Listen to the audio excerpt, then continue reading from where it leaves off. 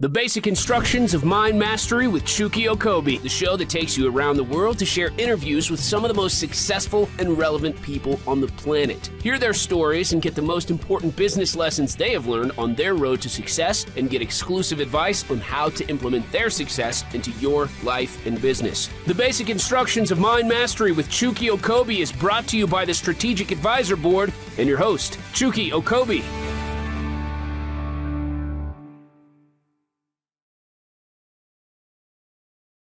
Aloha, everyone. We are back with another episode of the Basic Instructions of Life After Football podcast, the podcast for, by, and about NFL alumni and rediscovering our passion for life after football. Now, to give you a deeper insight into my motivation and inspiration for this show is to help my NFL brethren heal after a lifetime of football, heal in all four bodies, spiritually, mentally, emotionally, and physically. We interview former pro athletes who serve as an example of what's possible for other former athletes who may feel lost or struggling emotionally in this next chapter of life. You know, men who have been through the unique journey of transitioning out of football, redefined their professional identity, and rediscovered their passion and purpose in life. Now, today's guest is a fraternity brother of mine. For those that have had the experience of being drafted by Pittsburgh and playing for the Steelers, this is a special group, and we consider each other family. You know, a veteran of the National Football League, and all Big Ten player from the Ohio State University, and a man who's rediscovered his passion and purpose after pro football and an unexpected path for most football players. He's going to tell us all about that today. Ladies and gentlemen, let's welcome five-year NFL veteran and always a Pittsburgh Steeler, Mike Adams, to the show. Brother Mike, mahalo, and thank you for joining us. Chukky, thanks for having me on, man. I appreciate you, brother. It's an honor to be here. You know, he's a Big Ten player, you're a Steeler, so it's like we're almost the same person, almost, you know, but, you know, it's even coming from that Pittsburgh area, you know, so we got even more connections than you know, on the surface. It's really interesting because, you know, you do something really, really unique, you know, as it pertains to, you know, a lot of guys leave sports, they go into coaching, football, broadcast, and whatnot, which is a bit of a lateral move, but, you know, I'm really interested in getting into what you do nowadays. But before we do that, you know, the transition out of the game of football can be complex. It's definitely a unique experience that unless someone has had the same experience of playing pro sports, they couldn't even imagine it. I mean, think about it like this. And I have a feeling you'll relate because now in our society, many of us tend to tie our identity to what we do professionally. I mean, if I fight fires, then I am a firefighter. If I teach people, then naturally I am a teacher, right? What I do is who I am. My job is my identity. I'd say that's pretty common for most people, right? You know, most people never consider what it's like to identify as a football player. I know this is something that obviously we both connect to at a deeper level. You know, I mean, think about a guy who's 27, 28, 29 years old, or just imagine you're a 30, 31-year-old firefighter or teacher, and you get that call from your employer and they say, hey, how you doing? Now, I know you didn't do anything wrong, but you're fired. And you'll never work in this industry ever again. I guess you're not who you thought you were. Good luck and have a nice life. Click. Mike, you know that's pretty standard in pro sports. You know, that's how my career ended. I just felt crushed. And, you know, most guys go through a similar experience when they're done playing. It can send a lot of people, you know, spiraling down. Most people don't know that since 2020, 49 NFL retirees under the age of 50 have passed away unexpectedly. And personally, I'm a believer that many times this happened because they weren't able to fully heal and redefine themselves after football was done and find a path. But Mike, you're an example of someone who's pivoted in life and are on a brand new path in this next chapter. But I imagine it wasn't easy for you when you first finished your NFL career. So the first thing I'm curious about is talk to me about how you felt, the challenges you overcame after you first retired from football. What was it like for you mentally and emotionally when you first left the NFL? Well, I mean, there's so much to unpack with that, right? Big Ten, first of all, here we go. The Boilermakers, I will say that you guys are one of two teams one of only two teams that we, the Ohio State Buckeyes, didn't have a winning record against when I was in school. 2-2. But Nice. no, I mean, like you were saying, football, it is, I mean, first of all, it's such a beautiful game and it teaches us so many things, right? It gives us an opportunity to learn lessons that we can take with us after we leave the game. Getting to your first question and what you asked is about that whole process of leaving the game, right? So, in that process of, leaving the game, I feel like for most of us, it doesn't happen on our own terms. Most guys aren't ready to leave and don't see themselves leaving. So, um, we get caught off guard with this whole thing, and the whole thing being a complete identity shift that's looming over us that we don't even know, right? And for me, it was my situation was, I mean, they're all unique, right? So in my own situation, I had undergone back surgery going into year 4, which was a contract year for me. So I missed all of year 4, ended up getting released after that season, and I was able to get right health wise to be able to play again. And I went over to Chicago, played for a season. But for me, that was kind of where my journey out of football started, was when my last season started. When my last season started, I had something to prove to myself that I could get healthy enough to play again and that I could still play. Well, as soon as as soon as camp was over and I was done proving myself, and I was on the team, and it was like, okay, set into the weekly routine, and this is what it's going to be. I was up there in Illinois, and I had come from my farm in Ohio where I like to bow hunt deer. I like to do a lot of yoga and just kind of be in nature, or, like on my mat, just doing my own thing. And it was like my second week, and I was sitting in the training room just getting ready for practice, and I saw some deer walk out on the practice field. And I thought about being at home on my farm and watching the deer walk out of the woods, and just like how relaxed I usually would be. And then I just, like, daily it became a thing to me. It was like, man, like, I'm here doing this, and like I'm really thankful that I'm healthy enough to be here. But like, man, I really miss the routine of being in nature and doing a lot of yoga on the farm and getting myself right physically and mentally, and not being sore all the, like, and like helping my body rather than tearing it down. And because after camp and all that, like, you're beat down. Oh yeah. You've got that week or whatever to get right for the season, after camp ends. But I mean, after camp, your body's pretty beat up, and you're just trying to get right. So for me, I played the rest of that season. I ended up re-injuring my back week 11, starting a game against the Giants, and I didn't even hurt my back in that game. Actually, I partially tore a bicep, and retore my rotator cuff in that game. The next morning in walkthroughs, we're doing PAT walkthrough, and I blew my back out again, just a walkthrough, right? So it was kind of at that moment, like, I knew I wasn't going to play again. I was hoping that my back pain would, like, kind of go away faster than it did, because that took some work. But yeah, I knew I wasn't going to play again. And when the season was over, I went home injured, and I had a family friend who was a doctor, and at this point I had about like 8 or 9 epidurals in my back, and not one of them worked. And I was the best man in his daughter's wedding, and he was just like, he's a person that I trust and I love, and he was like, Big Mike, man, like, you should let me help you. I know that you've had these done before and they haven't worked, but like, let me try it. He was like, I got the magic touch. And I was like, all right, doc, like, if you say you can help me, then cool. And so I went into his office. He gave me an epidural, and I was like, my pain went away like instantaneously as he did the needle. And it was the first time one had ever worked for me. And so I mean, I got off the table and started crying right away.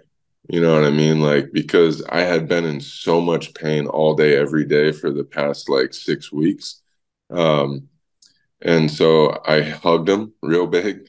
I went home, changed my clothes, got my yoga mat, and I went to yoga class. And that was when my journey post football really started. I went like, it was like 60 days straight of like hot yoga.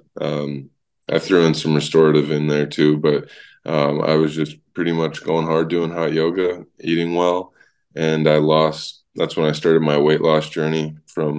Started at like 320, and I walk around now at like 250. Um, but at the biggest, I think, or at my biggest, I was like 360, and my smallest like 240. So it was a pretty drastic change. But yeah, that was the physical part of it. For me, it was a big component of life after football because mentally and like identity wise, I was so lost and like didn't know I was like, I don't know what I'm going to do. I know I'm not playing football anymore, but like, what am I going to do exactly? I got X amount of dollars in the bank. You know what I mean? I have a cushion, and a timetable to figure out, who I want to be.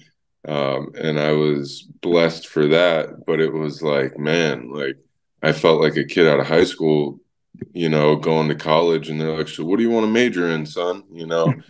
And it Yeah. was like every time I went to the gas station, people were like, man, you're tall, you're big. I'm 6'8", and like, they're like, you're big. You play basketball, you play sports. I'm like, oh no, like, and you don't want to get Well, into the, oh, I'm retired. And if you mm, do, they're like, well, what are you doing next? And you're like, I have no idea. You know what I mean? yeah, That was like the question that would send me into the biggest tailspin. yeah, You were talking about how guys can get into those downward spirals. Like, man, conversations with people at the gas station and the grocery store quickly became like the thing that sent me into the biggest downward spiral. And mm, honestly, like, I believe in healing. Being alone with your thoughts and all of that is completely necessary and all of that. But I also think that there's a fine line when it comes to isolation to where it's healthy and from where it's healthy to where it's avoidant. And I had started to really flirt with the line of where I was just avoiding the trauma, mm, and I was avoiding going places in public, and I was avoiding doing this because I didn't want to have to answer the question. I didn't want to feel the way it felt when people asked me who I was now because I had no idea. yeah. Um, I mean, and that's something that's pretty common. Talking, yeah, having these conversations with former players. That's a dynamic that comes up a lot. Because when we have those conversations, that someone's like, so what do you do? At that point, when you first come out of the sport, you're completely sure of who you're not anymore. That. And so every time they ask you that, do you play football? It's a reminder of who you're not. And so that's where, all these things connect. And, when we talk about healing and really getting to that place that feels like you again, once you play football all those years of high school and college and professional, you're pretty sure who you are at that point, and all of a sudden you're not. And going through this sequence of determining who I am now. And what's really interesting is that story you told about seeing the deer on the field.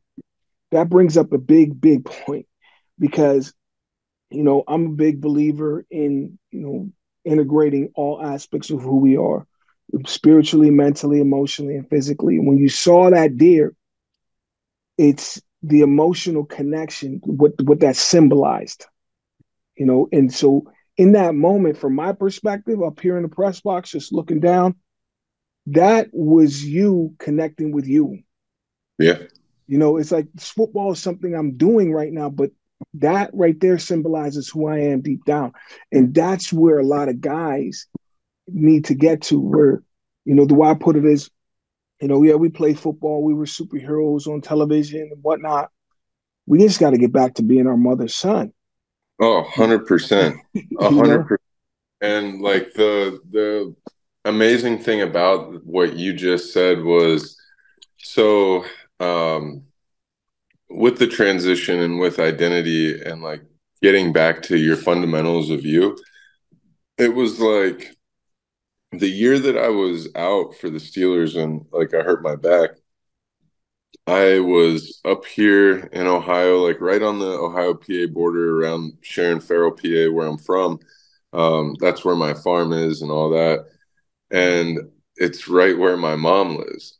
And so, like, that whole year while I was out, like, I'm all about like finding discomfort and being in those moments, but the comfort that my family, just being around my family in that time of like learning who I was going to be again, um, it was something that was confusing. You know, it was a place where I had to set boundaries. It was a place where I wanted to feel so comfortable around everybody, but I had to let them know what that looked like for me first. Mm-hmm. My family, I love all of them deeply, you know, and I am blessed to come from a very supportive family. Uh, but they, with that, they know me so well. So sometimes they're the people who can trigger me the easiest, whether Yeah. they mean to or not, you know? And so in Mm-hmm. that time when I was first coming out of the game, I was really close to my family, but I spent a lot of time alone. Mm-hmm. Um, and a lot of the time that I did spend with my family was kind of like us reprogramming, you know, and it was like, all right, man, like this is what I'm going through, this is how I'm feeling, and this is what I need from you guys, Mm-hmm. just so that I can figure this thing out, and so I can figure out what the best version of me looks like, you know. Mm-hmm. Um, so yeah, I really liked how you put that, and yeah, but I mean, it really is just coming back to those fundamentals, you know, Yeah. and it's like I feel like that's one of the reasons why it's so important for us, just as people in general, to stay young, you know, Mm-hmm. to find those things to stay young. Like the deer symbolized to me, um, you know, when I was a little boy, I was very into Native American culture and the hunting culture and all of those things. And hunting was something I started when I got in the league because I had money and resources to learn, you know, Mm-hmm. and I whenever I see them now and like, you know, that's thing I'm really big into now is like deer and habitat management and stuff like that. Mm-hmm. Um, I totally felt like, yeah, like I was seeing myself and that I was seeing a version of myself that I really, really wanted to be like united with, you know? Wow. Mm-hmm. And I felt like not being at home in Ohio, not doing like it was just a really it was like my inner self screaming out loud, like, hey, this serves you. Go do this, you Yep. know? And Mm-hmm. yep. More. See, this is why I wanted you specifically on the show because that's a factor that most guys are just totally unaware of. You know, speaking to one of my former teammates and another former NFL player, Aiken Adel, the way he put it was, we spend so much time, and, as a football player, it's like we have an assignment. We have an assignment. We're looking to win the Big Ten championship, or we're looking to win our division, or making the team, making it one more year. You're always focused on this, and we start to believe that assignment is who we are. Yep. But that's an illusion. It's an illusion. It's like football is something we do. It's never been who we are. Who we are is what made us so good at football. Yeah. And that's what a lot of guys don't know. They don't know. Yep. It's really understanding like those things that call to you. You talk about ancient cultures. I'm big, big in practice of ancient Hawaiian culture, and there's a lot of different laws. Really, they're just laws of nature that they used to subscribe to in the society. And one of the laws of that experience with the deer, the first thing that popped into my mind is what's called the law of the call. And it's like when something's just calling to you, it compels an answer. You know, when you felt that, when you felt whatever you felt inside when you saw that deer, that feeling compels an answer. Exactly what you said. It's like, wait a Yep. second, that's what I'm supposed to be doing right now. This is what I'm doing in the moment, but that's who I am, and that's what I'm meant to be. You know, I don't know if that was, you know, something you developed into after football. The way I see it is that's who you are deep down. Yeah, That's, yeah, you know what I mean? So, 100%. And I think that in life, in the world, and like in every culture, there is a way that expresses that idea. Um, and then like, so I don't know, like if you're into like plant medicine and stuff like that, but so throughout my years, I've had like, points where I was, using psychedelics to, just kind of get deeper and figure things out. And, or when I was just using them for fun and it ended up being like, oh shit, hold on to your right, seat. right. But like one thing that like came to my mind one time on a psychedelic experience, but then I like later on, I think it was probably 3 years later, I was listening to someone talk about uh it was basically like it was basically about faith and the law of attraction and things like that. And so the way I look at it is in life, you'll be presented with these opportunities, right? And depending on where you are personally in your journey, you'll either be ready to seize the opportunity or you won't, right? And if you're not, the opportunity will go by. Someone else will take the opportunity, they'll take advantage of it, it'll be their chance, right? But then life, whenever it on its own time will bring that opportunity back. It might look different, but it will present you with another opportunity just like that to take advantage of. And if you're ready, you can take it. And it takes you, through that loop into another level of self. And I Mm-hmm. feel like life is just those opportunities over and over. And whenever you're ready to take it, it's there for you. But the longer you wait, the more you have to watch someone else or something else like live out your dream, Mm-hmm. and I feel like life after football, it's so easy. Like I feel like as football guys, we're very popular and in demand people, just in today's culture. And I think after football, a lot of guys will have a lot of opportunity. And like that loop, it's about being able to see it and then grab a hold of it and like actually do it. And with things like the depression and all that happen post play, which I believe in big part is because of like ego death type things. I think whenever we all get done playing, like we all go through some sort of ego death because, of how built up we have been forever, and how big we've built ourselves up mentally, physically, everything. And the world's built us up. And then it's over. Like you said, like in a phone call, it's done. I think that type of ego death is something that a lot of guys are not prepared to handle.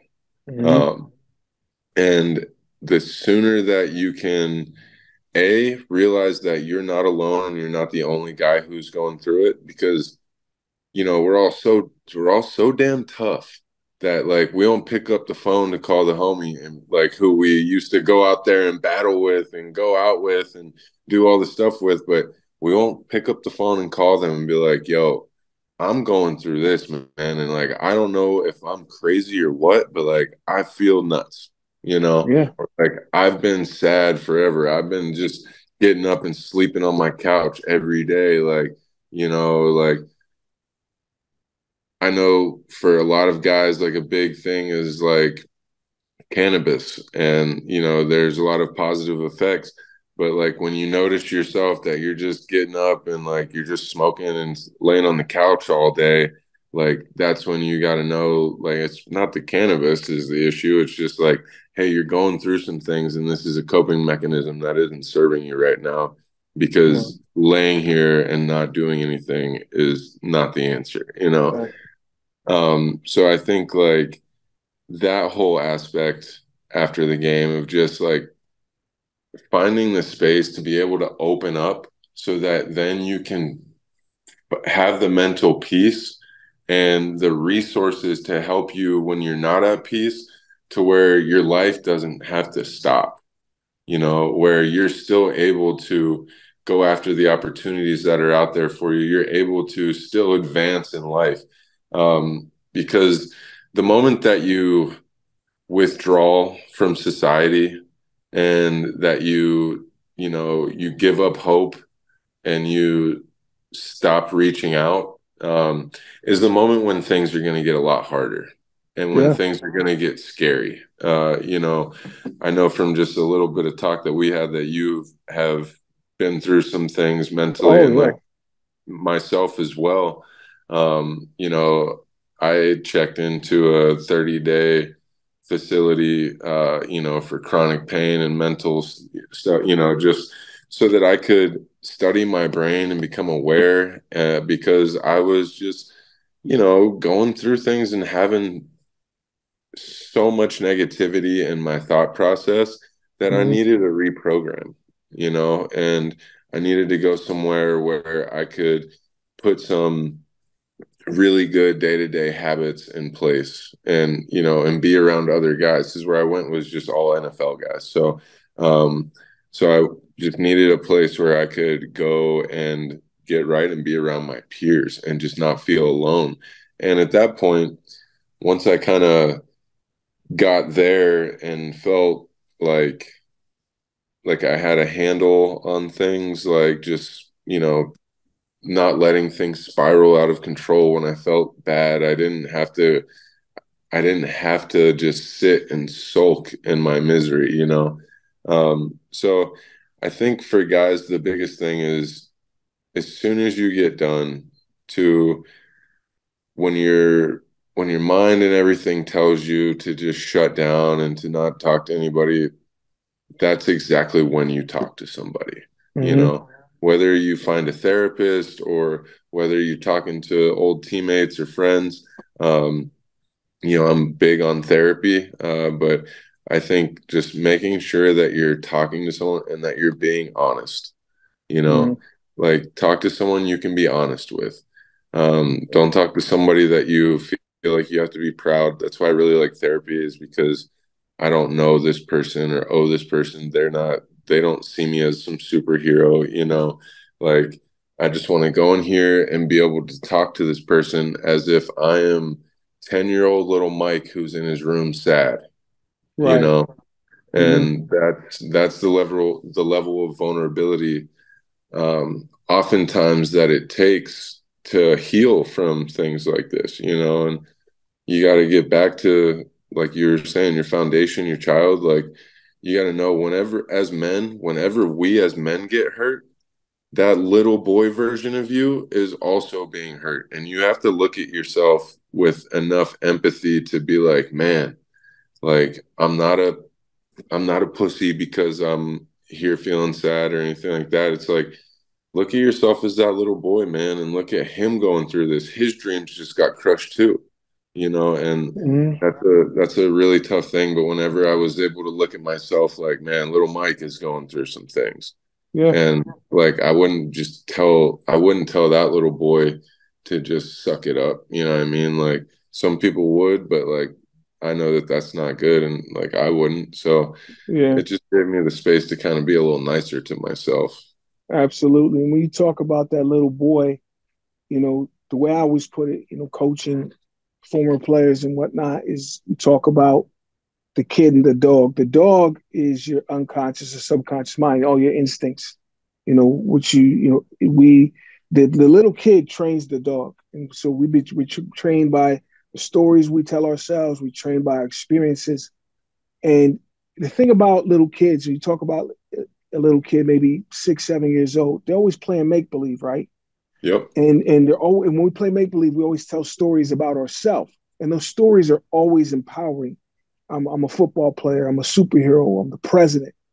Can you imagine a little kid saying Oh, I get to play make believe. I could be anyone I want. Who am I going to be? Oh, I know I'm going to be the victim. But as adults, a lot of times that's the story that's going around and around in your mind, obsessing, that's got you laying on the couch. Yep. And so the thing is, like, just like you said, when those thoughts start to come up, that's when you need to talk to somebody, because remember this, that little kid would never choose to tell a story about himself that starts with I can't, I'm not, or I don't want. Yep. The little kid would never choose it. And like you said, that little kid is in there, which means you would never choose it. So the minute you start hearing that, that's when it's time to go talk to somebody, because this isn't you. You wouldn't choose this. Yep. And that's It's the a big red thing. flag. Yeah, absolutely. Absolutely. So now that the dust is settled, you've been through a lot of stuff, a lot of self-discovery, gone through difficult challenges at every level, mentally, emotionally, physically. But the dust is settled. You're into your new groove on a different mission. Now, as a 6'8" offensive lineman, now you're focused on something that to many people outside might seem completely unrelated to football. So talk to us about what you're doing today. What's this next chapter of the Mike Adams experience all about, personally and professionally? Yeah, so for me, it kind of all just ran together. It was like one day I was back at home and I was just at peace. I felt like I had been the happiest that I had ever been or been in a really long time. And I was like, man, what have I been doing? I was like, well, I've been here in nature, and then I've been spending a lot of time on my yoga mat at yoga class in the studio around people. Um, and at that point, I was like, it's people. I've always been a people person. That's one of the things I love about football and the team is being around people, impacting people. Um, and so I was like, well, I guess maybe I should start teaching yoga. And so a really cool thing about it is where I went to my first yoga class in Pittsburgh, the studio is owned and run by a husband and wife, and the husband is a former NFL player as well. Mm.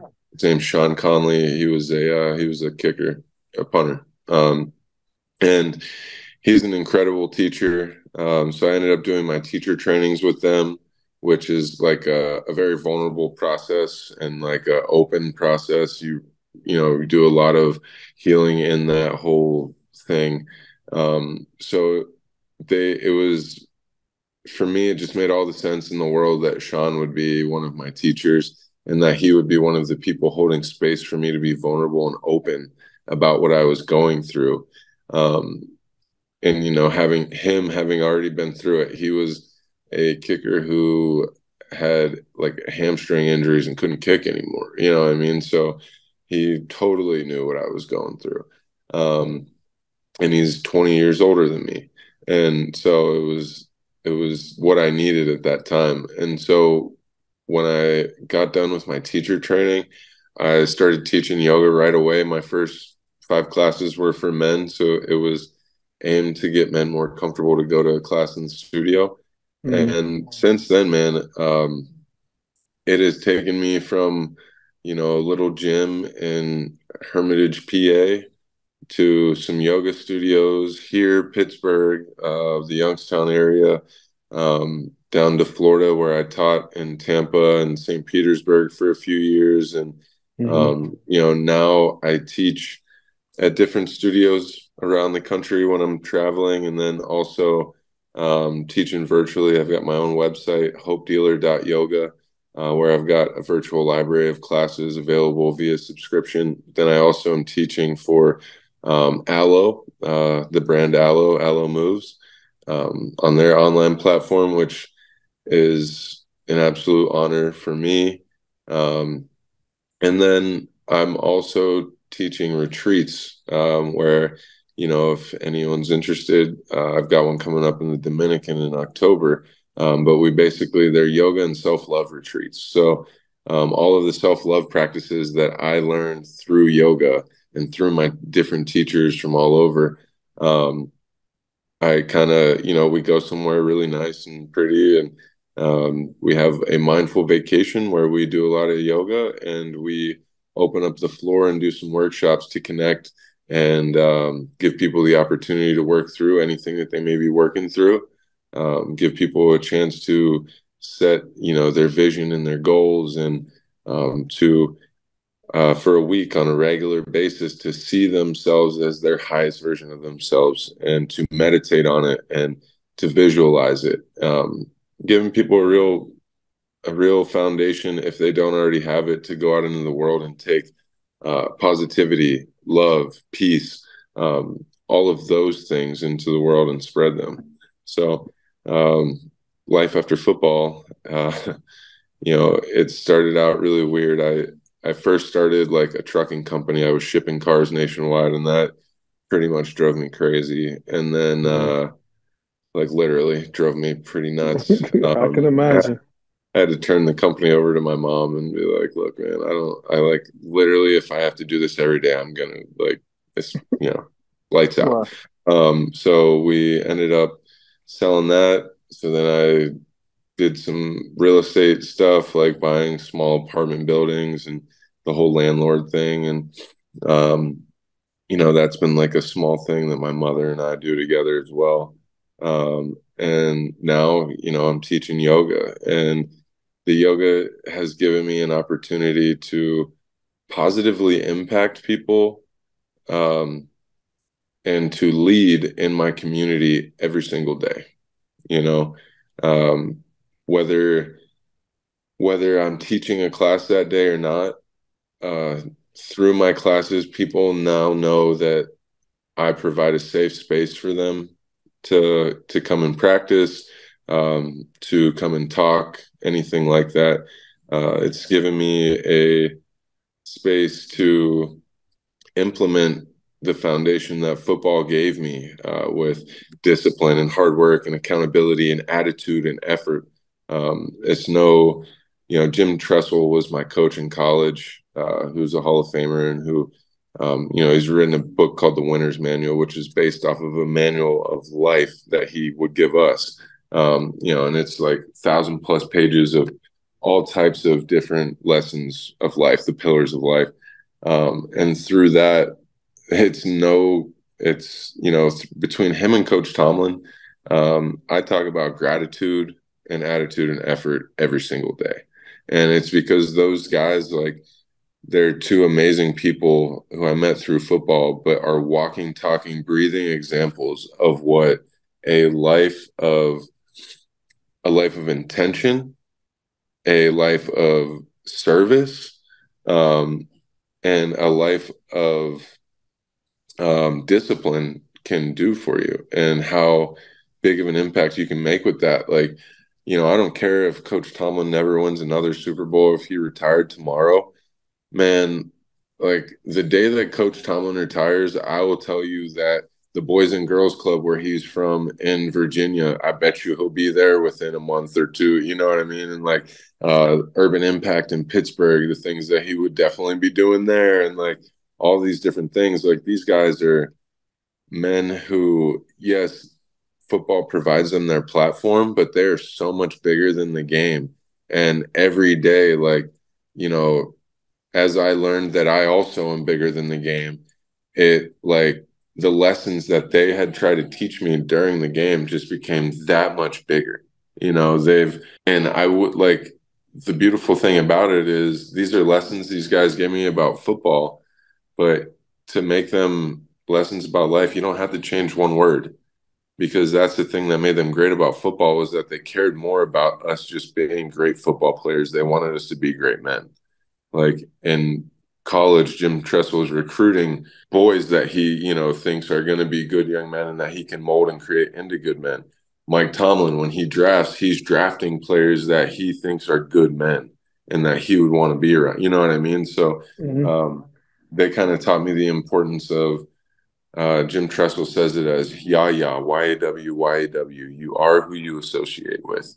And that is one of the things post-play and through yoga that I've come to know and love. And the way that I say it is, your vibe attracts your tribe. You know what I mean? Like, if you're a good dude and you're putting good vibes out into the world, like, good people are going to come into your life. There's going to be some not so great people that try to creep in too, but through your foundation, And through your character, you're going to know when they come up, and you're going to know where to separate yourself to. So, it's like once you kind of get done being salty about football ending the way that you didn't want it to, there's a really big opportunity to then let football help you in your next chapter of life if you're open for it.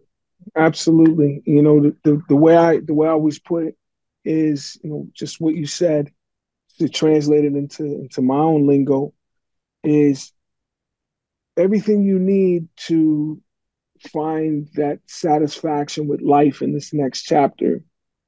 You learned it playing football already. It's just a matter of preserving the learnings from that experience. Like when you think about, being salty about the way it ended, that's just the emotion. Once we let that go, that experience, any experience from the past, they're what I call bananas. It's just a banana. And so, the banana has the peel, the rind on it, right?